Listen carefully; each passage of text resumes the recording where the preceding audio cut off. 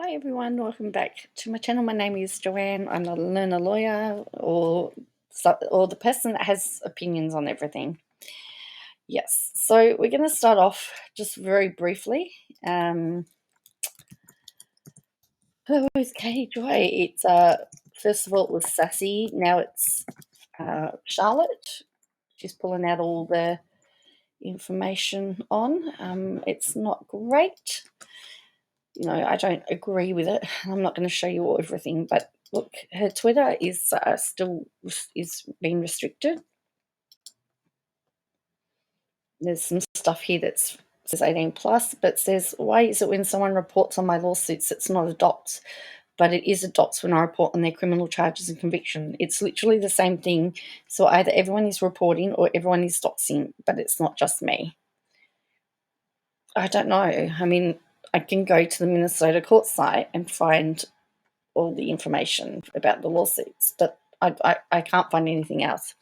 The other interesting thing is that the South Australian government's been accused of pork barrelling, and we know that pork barrelling from Pork Barrelling, from our lawsuits, from everything, is where money is funneled into seats that the government is in. So they've denied accusations of pork barrelling over more than $84 million for local sports grants, which were all allegedly allocated to Labor-held seats.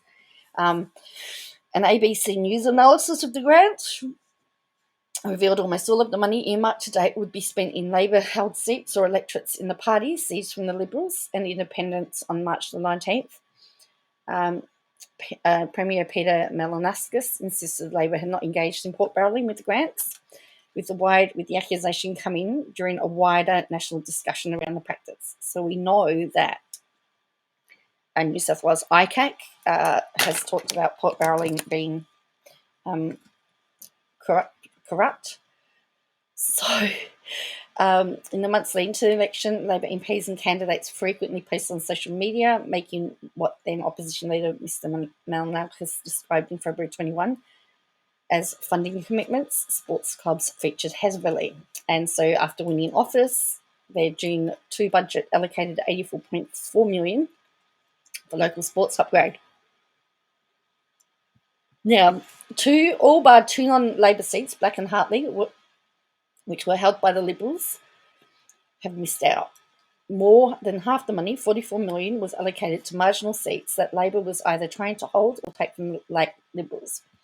Only 3 of the grants would be allocated to projects outside the metropolitan or the peri-urban area on Kangaroo Island, Moala, and Yankilia. So, it's,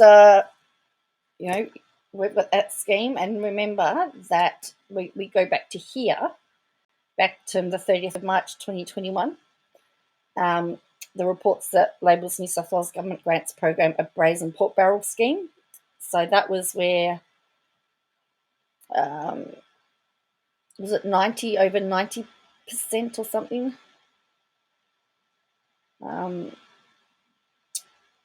Yeah, so 95% of the grants went to coalition-held and marginal seats. So we still have this pork barrelling. This won't go away. So what do you reckon? I'm interested to see what you think. And just for our final thing, we'll just go back and have a look at the Instagram of Katie Joy, and then we'll call this video a close. As I said, it's all over the place, and I apologise. I'm just all over the place at the moment trying to get stuff sorted out. So, I don't have it up. Yes, I do. Here it is.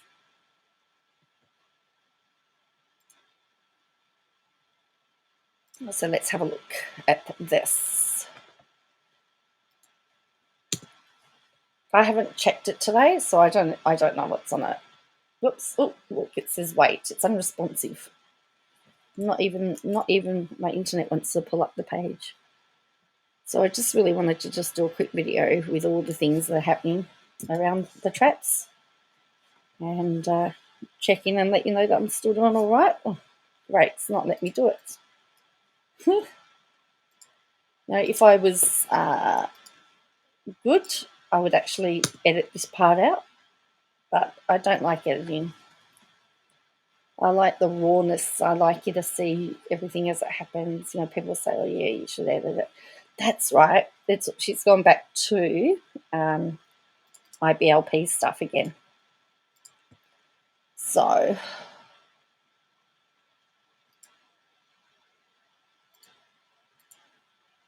Instagram.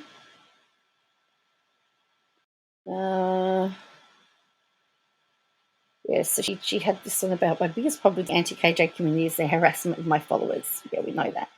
So she's got IBLP, crammed up in the basement, common misconception, cult leader, assistant Mary's designated spy. Okay, and then there was this one, which was an article by Insider regarding 7M, and I actually found it to be quite a balance. She said, check out the new article, link in bio. I actually found it to be, again, a nice balanced article.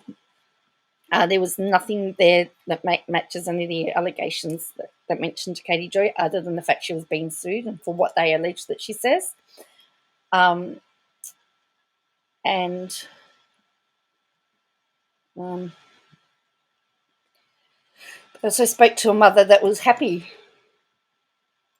that their child was involved in 7M and is really pleased that she's successful. So again, you know, when you do balanced reporting, you have to try, like the whole point about balanced reporting is that you show both sides. We're talking about Coffeehouse. So I found a YouTube channel that I just love, and I did put it onto my community tab. And if you like Coffeehouse, you know, if you like crime, true crime, and what I do like about this channel is he's very sensitive in the way that he does it. He's very sensitive. I could listen to his voice all day. He gives you the background behind the story. He gives you stuff on the victim. He even gives you background on the perpetrator, and then he'll sum it up. And very, very few times, you know, quite often, when you unpack it all, it really shows the fact that it's a really poor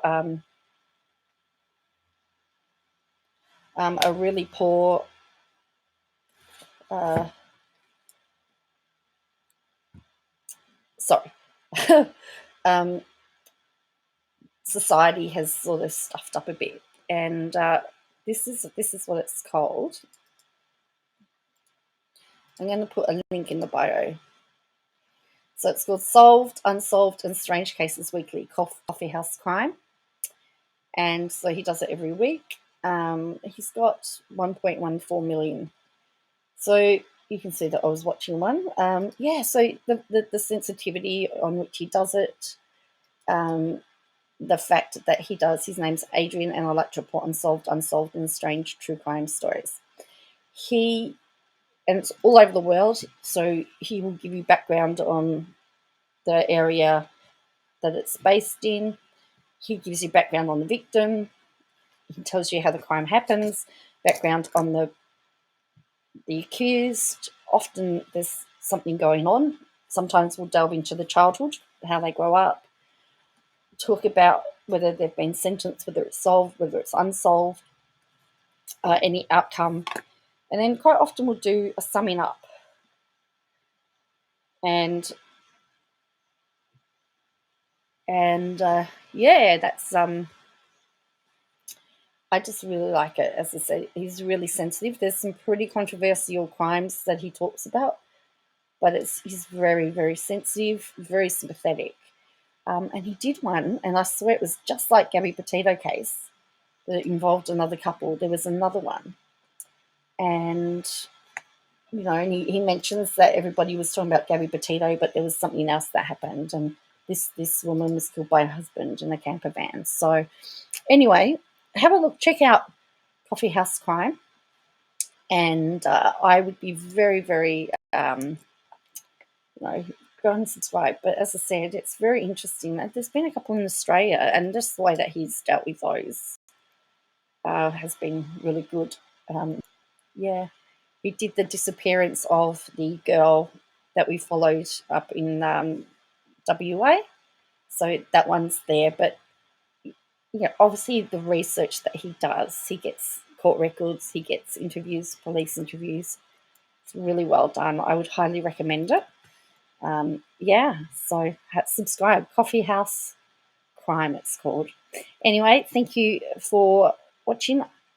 Make sure you hit like and subscribe. Look, you can hit the thanks button and do a super chat as a thank you.